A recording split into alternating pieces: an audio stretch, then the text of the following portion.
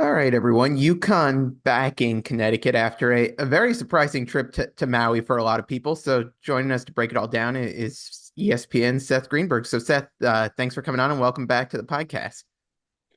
Good to be with you guys. I wish it was under different circumstances, but Yeah, you go into play in a good tournament with really good teams. You take a very young team in terms of experience and on that stage, and you can get beat.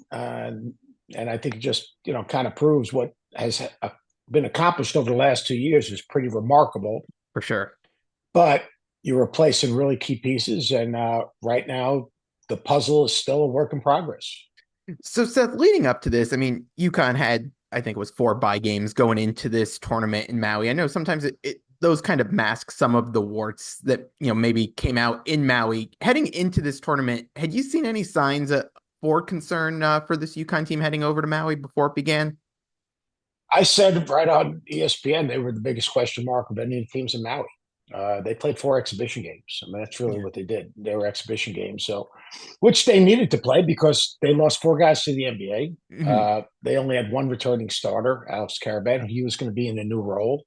They had to replace their backcourt, uh, so that was an uncertainty for sure. And then they had to bring in guys that were, last year were basically role players and came off the bench, played minimal minutes, and they were again were in new roles. When you think about Sampson, you think about Solomon, you think about Liam McNeely, his Yeah. first real college game.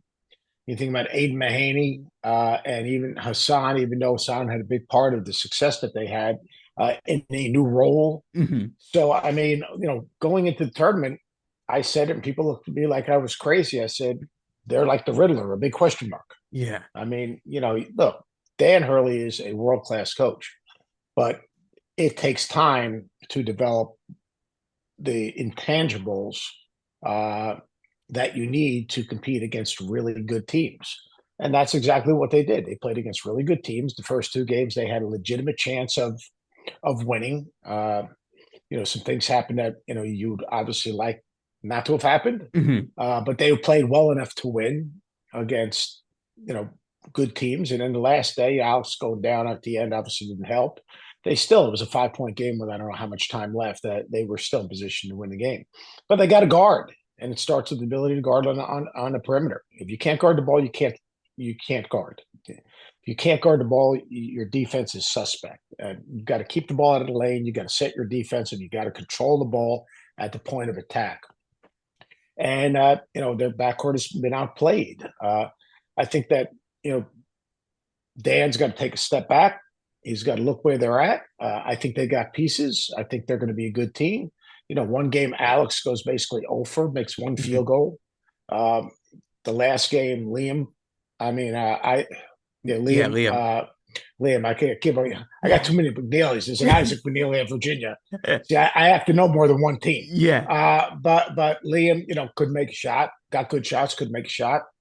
Those things are going to happen. No one said it was going to be easy. They become the biggest game on everyone's schedule. You see the way people celebrate when they Mhm. beat Connecticut. That's a good thing and a bad thing. It's a good thing in that they become the biggest game on everyone's schedule. It's a bad thing because everywhere they go, it's going to be a white out, a red out, a green out, a blue out, or whatever out.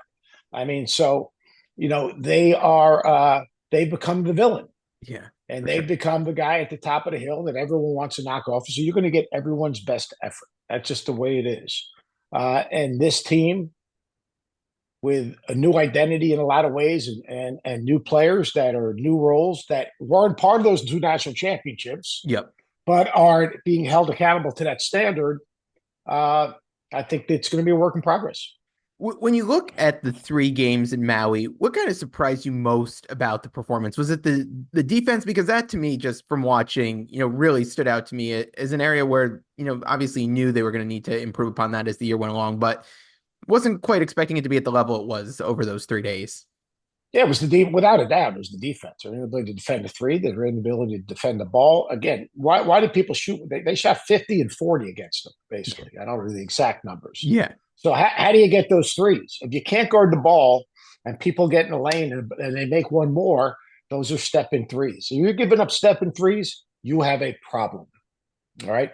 All right. And that's how is it created? It's either created by paint touches, post caches, all right, or melting. And what I mean by melting is you're melting off screens, off the ball screens that you get stuck to the screen. Guys are coming off screen, Mm-hmm. shot ready, and boom, knocking the ball down. So it comes down to your perimeter defense. Your perimeter defense has to be tougher. Your perimeter defense has to be, you've got to take away gaps. You've got to pressure the basketball. You've got to push people out. You've got to make them more uncomfortable. You've got to force the offense to run their offense a step further out. And ball pressure buys time. There are two decisions Dan's got to probably make. One, it's either pressure the ball gap behind, Mm-hmm. which is important, or what's going to be your point of pickup? Is it going to be heels to the 3-point line? And you know what? We're going to guard our yard, or we're going to extend out. Now, they extend out, then that means that Ahmad Noel's got to play. Yeah. Because he can pressure the basketball. Now, what you give up there is, he's going to make some turnovers. It's just the way it is. But I think Dan's big thing is going to be look at the roster, say how can I best utilize this roster, and put us in position. So, like, I think a decision, and again, I'm not privy to anything, but like in my mind, a decision could be Sampson and Hassan were absolutely perfect coming off the bench and impacting the game. Yeah. In those roles. They were terrific in those roles. It doesn't mean that Hassan won't play 20 minutes. It's just a different 20 minutes. He changes the tempo and rhythm of the game. It's the energy he brings. It's like your second year. Same thing with Sampson. So I think one thing he might have to look at is saying, all right, maybe I start Tyrus. Yeah. Who's playing really, really well. I mean, like he rebounds the ball. I mean, even in the last game, he had 5 rebounds, and empower him, and play through him a little bit and make sure it's one quick move. Now he's got to play with energy. He's got to play with toughness. And then Sampson's still going to get his minutes. It's just going to be in a different way. Yeah. And all of a sudden now he's coming off the bench with great energy, running the floor, getting to the offensive glass, spread ball screens, kind of the same things he did last year. Now that's a hard thing to do. It's been with you for so long, and you're going to say, we're going to flip this thing around. So you got to work through that with him. And then, on the perimeter, right now, Aiden's not playing well. It's just the way it is. All right. And he's not playing with the force offensively or the force defensively. Do you say, all right, I know he's young. I know, he's going to make some mistakes. Times he gets sped up. But Ahmad, you know what? What he does is we're starting a game. We're going to have some grit. Mm-hmm. We're going to have some toughness. We're going to be up and underneath people. We're going to be physical. That's a lot to throw on him because now, look, I've been to a lot of practices. In the summer, he was overwhelmed. Mm-hmm. In the fall, at times, he was overwhelmed. But he was getting matched up with Hassan. It was up into him. He was trying to get after him.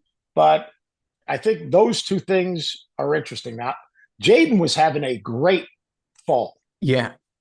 And played with force and was aggressive. He played with no aggressiveness in Hawaii. Like, he was, if coach is going to put him out there, he's got to play with force. Now, Jalen struggled in the fall. Yeah. Watching practices. But he played with good energy. Yeah. He played with good energy. So, I mean, look, I'm not in practice every day. So, I mean, like, he's going to figure that out. Mm-hmm. But I think those are the things he's got to look at. The big thing is it is November. Right. It's November. And I know people are jumping off the bridge. And I know that, everyone is disappointed and because the expectation is such and the standard is such. And Dan, let's face it, Dan wasn't on his best behavior in Hawaii. But that's because he cares so much. And that's because but part of that also is that, and I say this all the time, those guys love him. They love him and they want to play for him. They don't want to disappoint him. Mm-hmm. But he's also got a responsibility to, in a lot of ways, they're going to respond. Like if he's that upset, then they're going to lose their focus. he's got to find like the last 2 years, The he's found medium. such a great balance. Yeah. He's found a great balance. Now in practice, he's got to be who he is in practice. And he's great in games of propping his guys up, but he's got to prop them up, but he's got to also be a calm leader at times, especially when the crap hits the fan. Yeah. So, and he knows that. I mean, like, look, he knows that, and he can self reflect. And if he doesn't self reflect, he has a wife that will help him self reflect. And the problem is that everything's fast and furious because it doesn't get any easier. Yeah. Games And you've got but coming up. yeah, games you got coming up, but he's a great leader. Those guys believe in him. He's got to probably take a step back, reevaluate himself, not himself in terms of reevaluate Mhm. how can I be what the best version of me for this team. See, as a coach, you've got to understand the team you're coaching. One of the biggest mistakes I made my last year of coaching is I started 4 freshmen and I Mhm. started 1 sophomore. And to me, I couldn't coach them the same way I coached my team before, which was 4 juniors, Right. 4 seniors, and a freshman. So you've got to evaluate how your interaction and how you're going to coach your team, and not in terms of demanding, not in terms of standard, not in terms of core beliefs, not in terms of all those other things, but just to make sure that you're getting those guys moving. The Yeah. standard never changes. The practices have to be the same. Um, the communication might change a little bit, uh, and the film sessions have to be brutally honest. Because the one thing about it is that red dot that's up there taking pictures of your practices and your Yeah. games.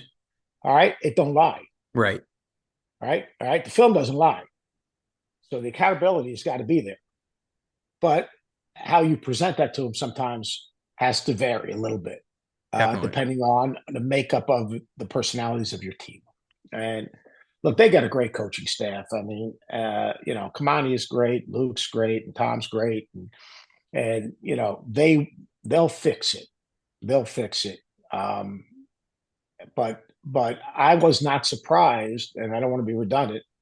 And I had all these Jay Will and I had this big argument on the air yesterday, and were they the more surprised Auburn success or Auburn was preseason what top five, Yeah. You knew they top were going to five be or good. six? Yeah.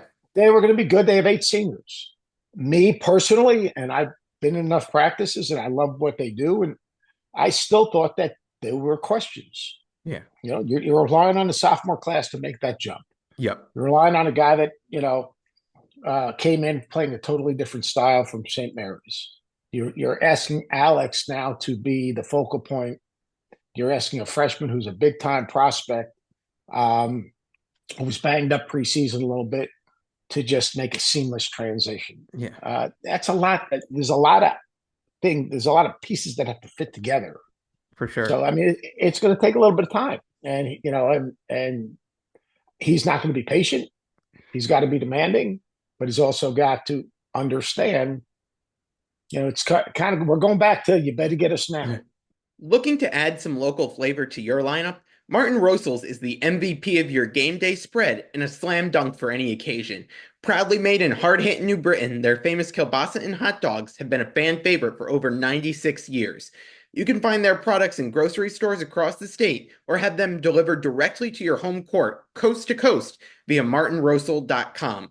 Take your taste buds to the championship and go support a UConn fan-owned business. Yeah, I'm Uh, curious from a coaching perspective, seeing a team that struggled defensively, is it easier to fix during the season some defensive miscues in tightening that side of the game up versus if this team was struggling more offensively? well, it all depends on personnel. Hmm. Now they're young a little bit. You might have to change personnel. I mean, like, you got to get if you have Liam and Aiden on the floor at the same time, all right, Yep. then you have 2 guys that are vulnerable defensively. Your defense isn't going to be great. It's Yeah, the way it fair. is. So, who you have on the floor, I think is important. Making sure your fundamentals are right, figuring out your point of pickup, uh, maybe your coverages, uh, things of that nature, those are all come into play as you look at it. Offensively, you got to make shots. It's just the way it is. I mean, they're going to run good offense. Hmm. Probably not. Look, they're not going to run the offense they ran the last 2 years. I mean, in terms of just looking like it's a symphony, Yeah. you know, Well-oiled in, machine. in November, but they'll that light bulb will go on. Uh, Figuring out where guys need to get their shots. Like I think Solo's been pretty solid. Yeah. I think you can't ask him to do much because too much. Because if you put the ball in his hands too much as a secondary ball handler, then you take away what he does well, Right. coming off Come screens and things of that shoot. nature. Yeah. So, uh, you know, if Jalen could give him consistent minutes, he in a lot of ways he teases you a little bit. Hmm. He looks just. I think Jaden will be fine, but Jaden's got to realize we're throwing you in the game because we think you're good. Now go out and play good. Yep. You play with confidence, play aggressive, but that takes time. I mean, so there's a lot of things that patience will be needed. But I don't think it's time to, you know, lose. Well, people are going to lose their mind because fan is short fanatic, and Yep. everything is amplified when you lose, and you know, uh, that's just the way it is. That's what you sign up for when you're the head coach of Connecticut Hmm. and you won back-to-back national championships. That's what you sign up for when you're a player that goes there, and the expectation that you're held because of the players before you. And and that's probably what you sign up when you're a season ticket holder, and you expect them to win every single game because they've won almost every single game the last 2 years. And Yeah. you lose your mind and find every wart and blow it up. Yeah, all right. You didn't say that last year when he was kicking everyone's ass. Yeah. Exactly. So I mean, like Dan Hurley is a savant. He's a savant. Sometimes his own worst enemy because of the expectation he has. Like the infatuation with a three-peat shouldn't even be that way because you can't get there until April. Yep. So focus on today, which he does, but he creates causes. But he's a savant, and the staff is so embedded in the process that they'll figure it out. Yeah. They'll I, figure it out. I don't want to keep you too long here, so just a couple quick ones here. I'm curious, just from a head coaching perspective, from your experience, if you've got a player now like Aiden Mahaney, who's come from a place where he's been really successful in the past, maybe hasn't struggled to the extent he has that he's going through right now. How do you keep his confidence up, and keep him feeling like he can still contribute to this team when things aren't going well for him? You get him in the gym and have to do extra work, but confidence is earned. You can't just like everyone says, oh, you got to give him confidence. Confidence is earned. So, like, hey, where do you earn confidence? You earn your confidence in practice every day. Yeah. Do you do individual work? Do you do extra shooting? Yeah. And then, but then you've got to go out and apply it in practice. Hmm. So, yeah, I mean, I'm sure, I know they've done film sessions with him. I know that they've meetings with him. I know that, you know, uh, different style, the physicality is different. Hmm. Uh, the West Coast Conference is a good conference. St. Mary's has an incredible program, but it's a totally different world when it comes to the world of basketball, the way they play, and the way Connecticut's identity is. It's hard. Just like to be a player at Connecticut is a commitment. Hmm. It's a way of life. It's a purpose, and it's different. Here's a guy coming from Northern California, new environment. I think it's been a little overwhelming. But as a coach, you try to do those things. But in the end, you got to evaluate how's this guy playing in practice. Hmm. All right. And you earn your confidence in practice. You earn your confidence by basically putting good days on top of each other. And you want to empower people, but you can empower all you want. If that person is then going out and not having success, how do you expect? I don't care how much you empower someone. How Yeah. how do you expect them to be successful? Yeah. No, fair points there. I'll wrap with this one. I think some of the reason for panic out of the fan base is given that the Big East as a whole hasn't looked as good as it has, the past few years here. How big are these next couple of weeks for UConn to start trying to figure things out with these big non-conference games before they ultimately do head into conference play and start Big East season. Oh, it's really, I mean, it's important for sure. I mean, look, I tell people, and I did something like on television on this yesterday. Yeah, like, everyone talks about the Big Ten, SEC. Oh, they get so many teams. And well, you take your business in November, December, all Hmm. right, and pays dividends in April. That's just the way it is. Your conference, if your conference take care of business, then all of a sudden all those conference games become quad one and quad two wins. Yeah. So that's how you build your resume. So, look, Marquette's been off to a great start. Yep.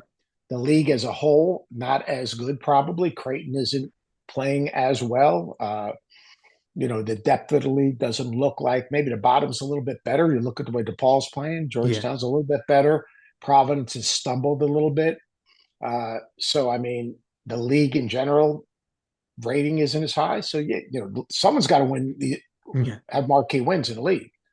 So I mean, UConn and Marquette, right now they've got to try to figure a way to get that done. So yeah, these games are important.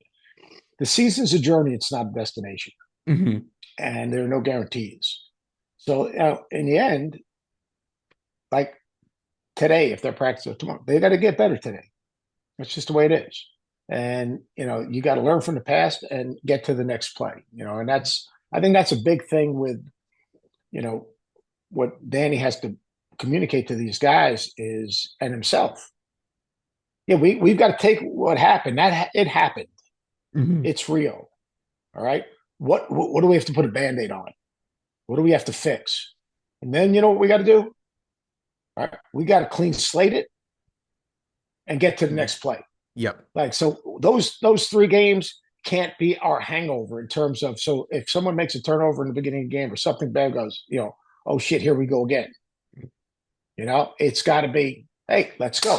And it's got to be a next, coaches have to get to the next play. Yep. Players have to be, and coaches and players have to be held accountable, but you got to get to the next play. You can't have self doubt. You've had too much invested. They've invested too much to have self doubt. And that's the mindset they've got to do. Learn. It's part of that process. Everyone talks about a process. For this team, especially where you got four new starters and your fifth starter's in a new role, and the guys that come off the bench are all in new roles. You got to learn from it, process it, and then get to the next play. And that's the focal point for everyone in the program, including the fans. Yeah. Well, they'll try to move on tomorrow against Maryland Eastern Shore before a big time matchup against Baylor this week. So we'll see what this week holds. But Seth, I really appreciate you hopping on and giving us your insight into what happened in Maui and how this team can move forward. So thanks so much.